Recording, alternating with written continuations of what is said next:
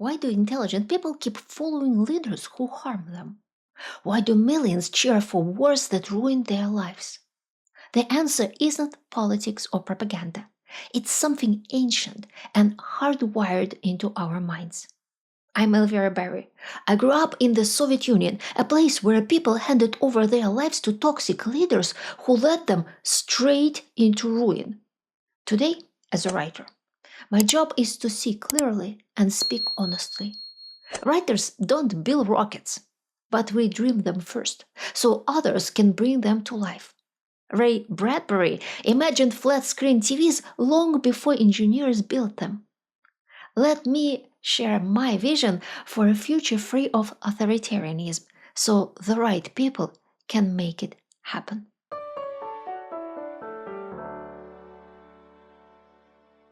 One of humanity's greatest challenges today is this. Our technology has completely reshaped the world we live in, but our ancient behavioral instincts have not caught up. Nearly everything has changed. How we eat, work, sleep, marry, raise children, learn, create, and wage war. But the subconscious programs we inherited from our distant ancestors remain stubbornly intact. These instincts evolved over tens of thousands of years to help early humans survive. And while they once served us well, many have become dangerously outdated. The most destructive of them all is our instinct for authoritarian power. Modern nations may look nothing like ancient tribes, but the way power is gained and held has not evolved all that much since the Ice Age. Some societies have checks and balances, yes, but they often fail. Why? Because authoritarianism still feels natural to us. It mirrors the power structure seen in nearly all primate species that live in large groups. That's why a so-called alpha male can so easily attract a following. If he behaves like an alpha and understands how to form and control male alliances, he passes the ancient test. But that test has nothing to do with intelligence or competence. And here lies the real danger. Instead of leading a small group of people he knows personally, like our ancestors did, today's alpha gains power over millions, sometimes billions. He lacks the skills to manage such complexity, but like any true alpha, he believes he knows everything. He silences critics, drives out experts, and clings to power not because he's evil, but because his instincts tell him it's the only way to survive. He doesn't even understand the real source of his own success. Yes, he's wired to lead, but he's following a script designed for tribal dominance, not for managing a modern nation. So what happens? He interprets domestic politics as internal tribal rivalry. He sees foreign policy as a zero-sum clash between hostile tribes, and while that mindset may have been natural for early humans, so were cannibalism, high infant mortality, and constant warfare. Civilization means rejecting the worst parts of our evolutionary inheritance. Authoritarianism is at the top of that list, because wherever it rises, war and collapse follow. It's not a question of if, but when. Every authoritarian leader, once in power, begins hoarding resources, and eventually he goes to war. That's the pattern, always.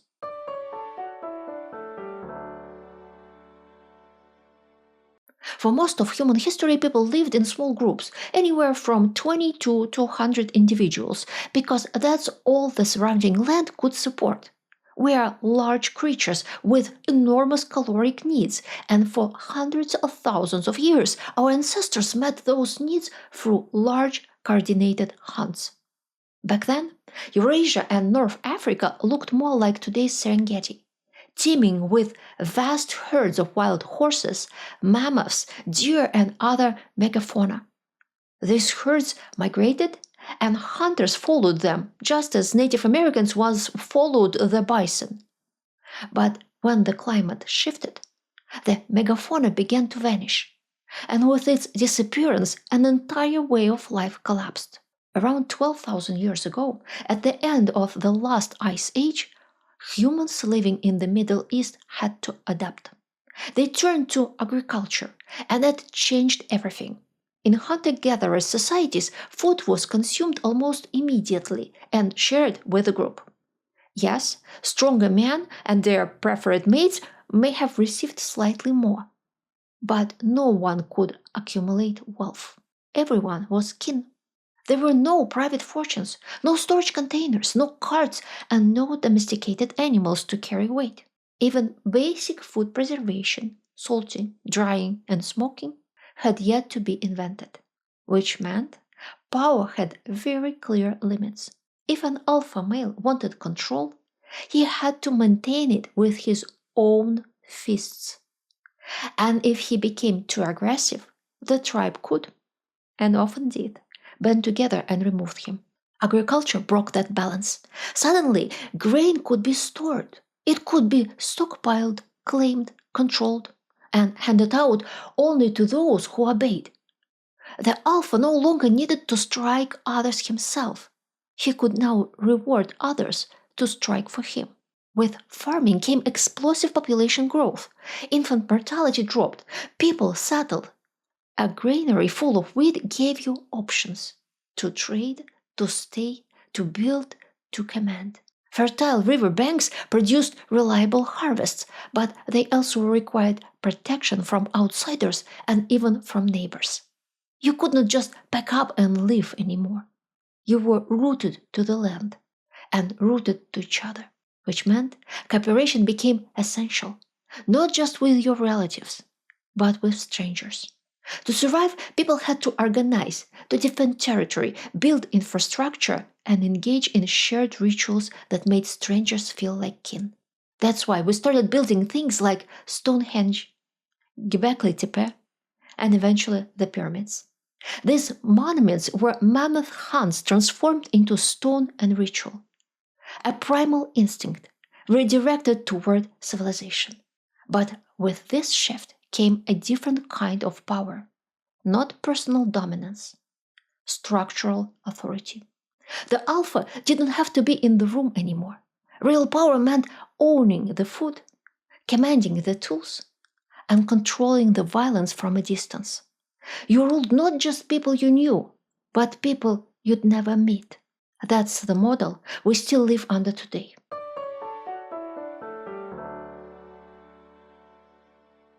Authoritarian power relies on just two ingredients: resources and people willing to enforce your will in exchange for them. They'll beat someone up, and you'll reward them with a sack of barley. They'll marry off their daughter, and you'll sit them beside you at the feast, not just offering food, but status. That's the ancient contract. And the job of every authoritarian ruler has always been the same: control the flow. Build a bottleneck economy where everything the land yields and the people produce flows upward to you. Then redistribute as you see fit. Loyalty gets rewarded, dissent gets starved. Survival depends on submission. Over time, this structure solidifies. Those at the top gather allies, weapons, and wealth. Those at the bottom lose the means to resist. No bronze spears, no fast chariots, no private army willing to kill for a royal ration of wine and cheese. But this economy of control didn't evolve the same way everywhere. In places like Scandinavia, cod could be caught in massive quantities by anyone with a boat. Kings had limited power because people weren't desperate enough to become subjects. Yes, the Vikings kept slaves, but they captured them abroad. At home, the average person could still live independently. In contrast, places like ancient Egypt or Rome worked differently. The land was fertile, but only if you had access to tools, irrigation, and protected fields, all controlled by the elite. Rulers made sure independence stayed out of reach. You couldn't survive unless you plugged into the system. That's how true power is built, by manufacturing dependence. This is the law of the bottleneck economy. If you create a system where resources are centralized and redistributed only at your discretion, your power grows while everyone else weakens.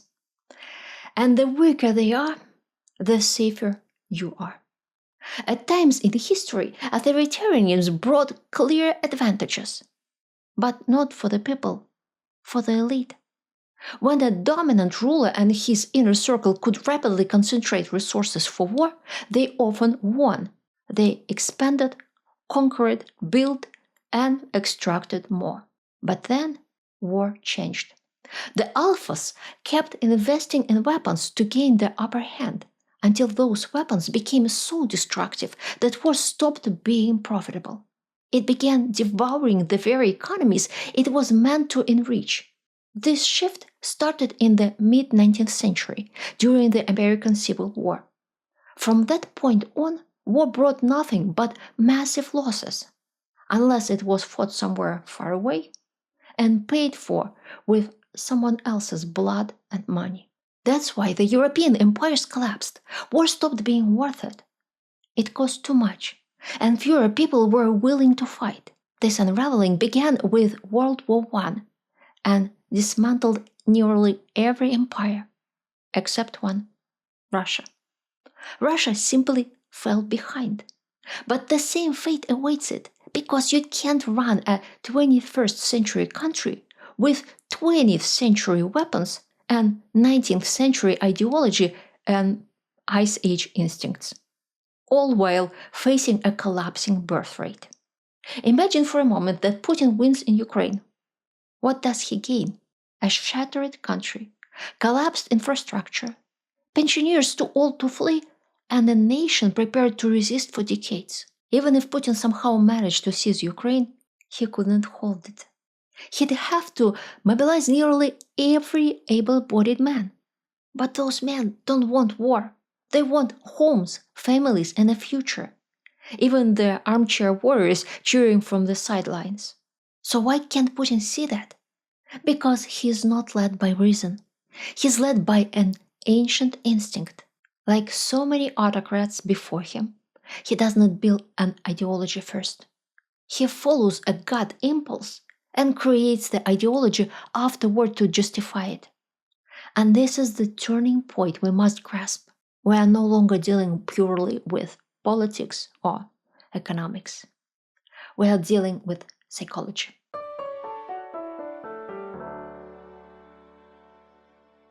Here's a strange thing about human nature. What we call a crime inside our group can suddenly feel like heroism when it's done to an outsider. You've seen it in movies. You've felt it. The action hero hijacks some poor guy's car to chase down the villain, and we cheer. We don't worry about the terrified driver.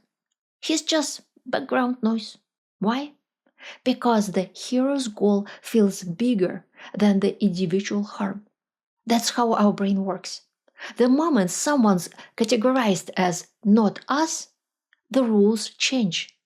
And that same mental flip drives real-world violence. Why do so many Russians support the war in Ukraine? It's not because they are evil or even misinformed. It's because they've been taught, gradually and relentlessly, to see Ukrainians as them, not neighbors, not kin, outsiders.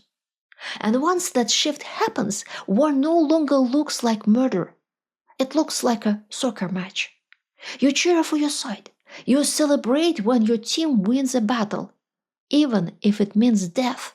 How does this happen? Are people just stupid? No.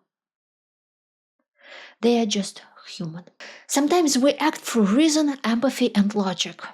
Other times our subconscious takes over, following survival scripts written in the Ice Age. If you never pause to ask why you believe something, instinct quietly takes the wheel. One day, Natasha whips over a kitten hit by a car. The next, she's on Telegram calling for a nuclear strike on Kiev. She hasn't become a monster. She's just following unexamined code. And here's the part people miss. Authoritarian leaders aren't just manipulating those instincts. They are driven by them too. In fact, those who rise to power often have the strongest primal drives. They don't suppress their instincts. They are their instincts, amplified. Every person has a core subconscious drive, a life goal they are wired to pursue. Some people are givers, some are explorers, some are keepers, and some are hunters. You can explore the different core personality archetypes on my website elvirabary.com under the menu section called the Sphinx Method. Hunters live for victory, status, and domination. Thousands of years ago, they were our tribe's providers and protectors. They hunted prey, fought off enemies, and defended the group. They were essential. But when that same personality type enters politics, things can turn dangerous. A hunter is not content with being competent. He thrives on challenge. He needs to win. Without a fight, he feels aimless. In sports or business, that hunger can drive remarkable results. But in government, it becomes something else. Hunters weaponize their instincts. They overpower the weak. They crush their rivals. The most ruthless and lucky hunters claw their way to the top and believe they belong there, by right, even by divine favor. And from that perch, they start managing other people's money, choices, and futures. Not with guilt, but with pride. And then they convince everyone that this is normal, that it's the only way the world works. It may be natural for them, but most people aren't hunters. Once an alpha has crushed all rivals inside his tribe, his instinct pushes him further. Find a new enemy, another alpha, another battle. That's when wars begin. That's why Vladimir Putin cannot believe that NATO had no plans to invade Russia. In his worldview, that's not possible. He sees a battlefield of rival tribes, each one out for dominance. That's how he operates because that's how his ancient instincts tell him the world works. An alpha male ruled by instinct will never willingly give up power. He can't. In the tribal code, stepping down means death. If you are not asserting dominance, you are losing ground and someone else is waiting to take your place. So don't expect diplomacy from leaders like Putin. They are not playing politics. They are reenacting prehistoric dominance rituals with tanks and nuclear weapons. This lens explains nearly every war in history. Did Louis XIV need endless war? No. But without conquest, he felt irrelevant. Victory was his meaning. Why did the monarchs of Europe plunge their nations into World War I? When economies were growing and empires booming? Because instinct doesn't care about that. Instinct follows the ancient script: compete and win, even if you're already fed, even if the cost is everything.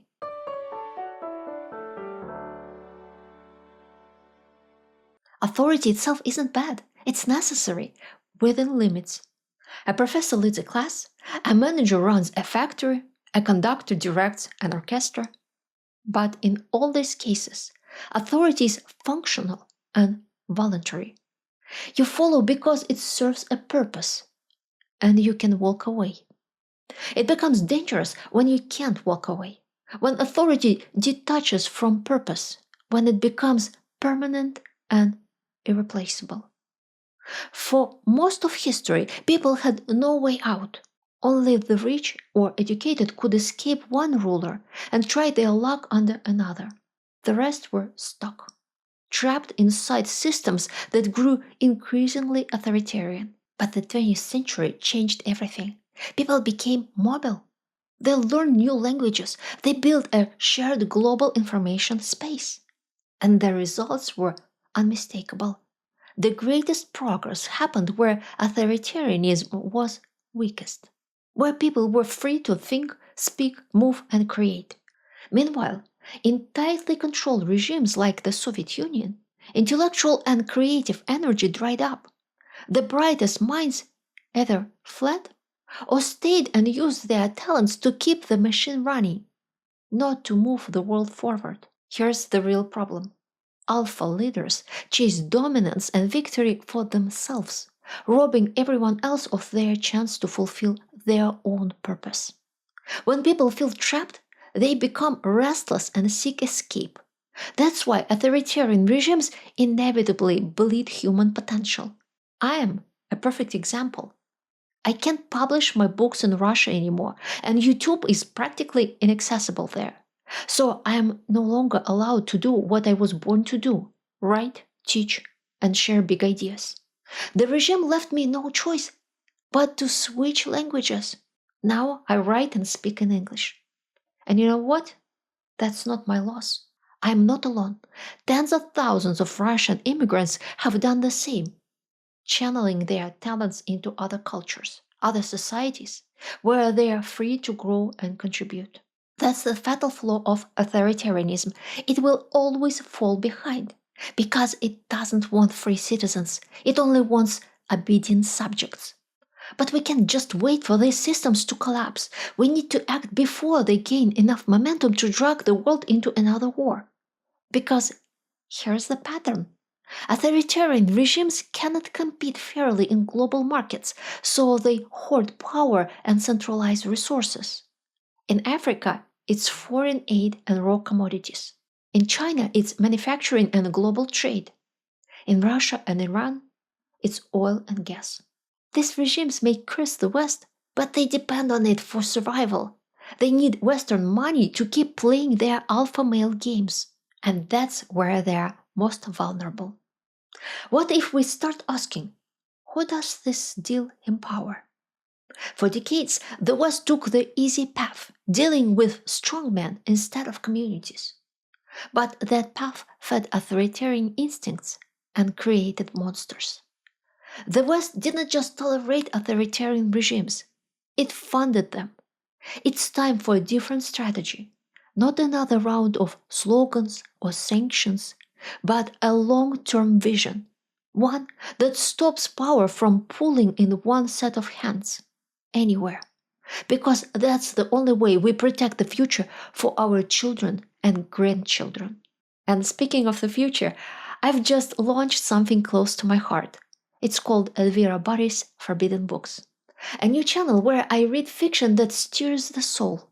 Historical tales, fantasy, sci-fi, stories that actually say something. If you are craving literature with meaning and beauty, come join me there.